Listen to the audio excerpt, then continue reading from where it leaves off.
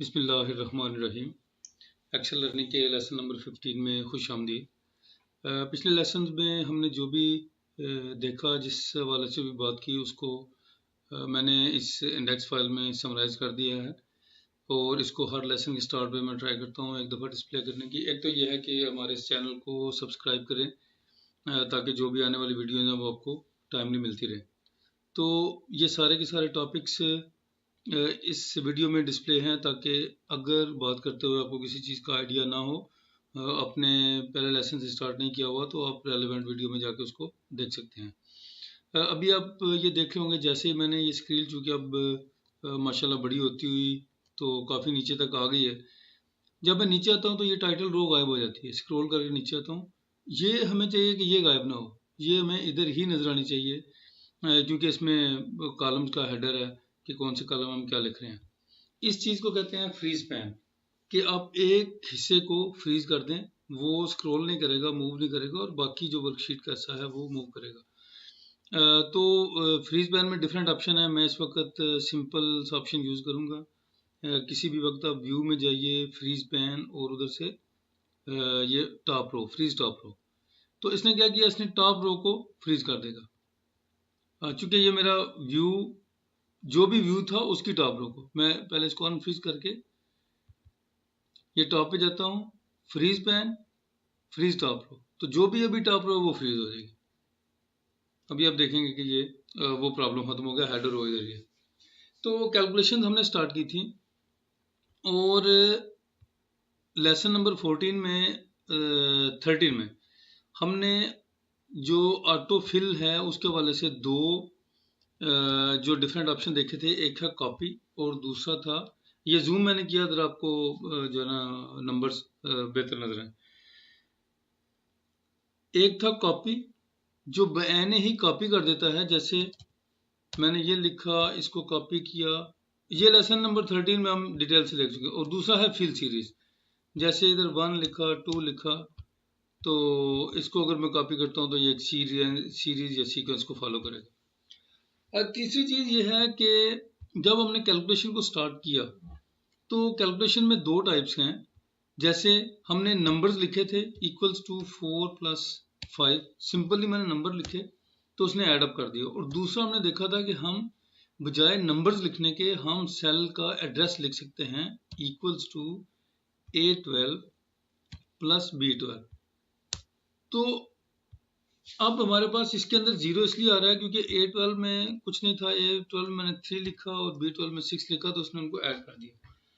अब C9 में जो लिखा हुआ है फार्मूला, वो है, फार्मूला से मुराद कैलकुलेशन, छोटी से छोटी कैलकुलेशन को हम फार्मूला कंसिडर करेंगे। और ये फिर एक फंक्शन एक्सेल की टर्मिनोलॉजी में बोलते हैं। एक बहुत लंबी लिस्ट है डिफरेंट मौकों पे हमारे काम को आसान बनाने के लिए, जिसको हम एक छोटे से प्रोजेक्ट के अंदर देखेंगे इंशाल्लाह। कोशिश करेंगे हम जो कॉमन यूज वाले फार्मूला हैं उनको टच करें, लेकिन बेसिक अंडरस्टैंडिंग क्रिएट करना जरूरी है, क्योंकि इन चीज़ों ने बार बार रिपीट होना है और बाद में ये कन्फ्यूजन क्रिएट करते हैं। कि इस सेल में है C12 में A12 + B12 लिखा हुआ।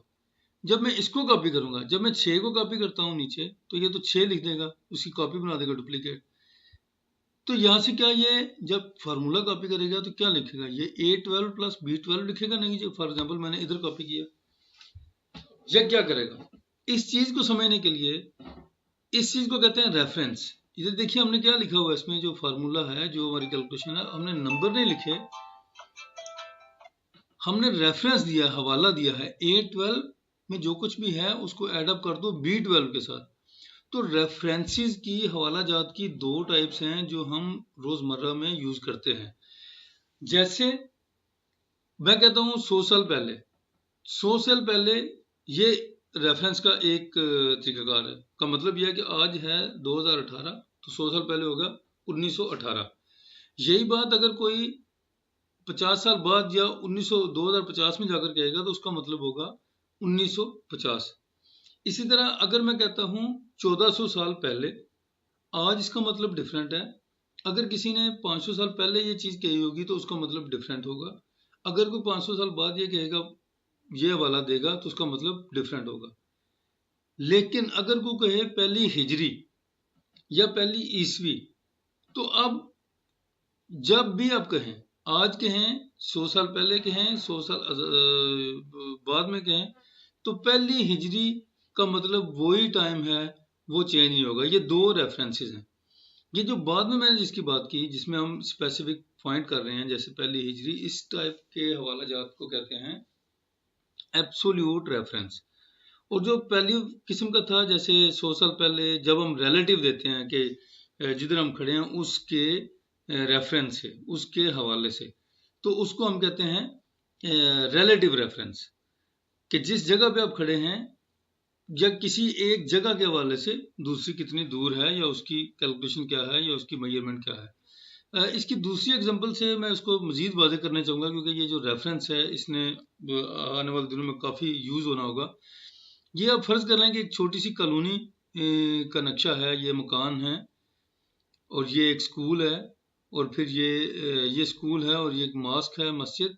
ये स्ट्रीट्स हैं, इसको मैंने स्ट्रीट 1 कह दिया, स्ट्रीट 2, स्ट्रीट 3, और इसी तरह ये जो ऊपर से नीचे आ रही हैं स्ट्रीट A, B और C, ईस्ट वेस्ट भी इधर हैं। अगर मैं इधर खड़े होके मैं कहता हूँ 6 ब्लॉक्स ईस्ट और 4 ब्लॉक्स नॉर्थ, तो 1 2 3 4 5 6 ईस्ट, 1 2 3 4 नॉर्थ, तो हम इस क्रॉसिंग पे पहुंचे। 6 ईस्ट 4 नॉर्थ से हम इस क्रॉसिंग पे पहुंचे। यही बात अगर आप इधर खड़े होकर कहेंगे तो क्या होगा? 6 ईस्ट 4 नॉर्थ, 1 2 3 4 5 6, 1 2 3 4, तो हम उसी एड्रेस से हमारा जो डेस्टिनेशन था, मंजिल चेंज हो गई। हमने वही किया, 6 ईस्ट 4 नॉर्थ। क्यों चेंज हो गया? इसलिए कि हमारा स्टार्टिंग पॉइंट चेंज हो गया।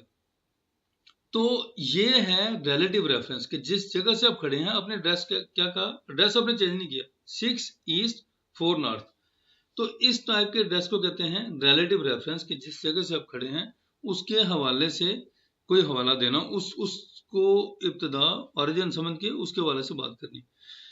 दूसरी टाइप है एब्सोल्यूट रेफरेंस। जैसे मैं कहूँ मस्जिद जाएं, तो अगर आप इधर खड़े हैं तभी मस्जिद का मतलब यही है, आप कहाँ कितने भी कदम या ब्लॉक्स ईस्ट को जाएं, नॉर्थ को जाएं, तो आपने इधर ही जाना है। अगर आप इधर खड़े हैं तो फिर भी आपका डेस्टिनेशन ये है। ये एग्जांपल है एब्सोल्यूट रेफरेंस की।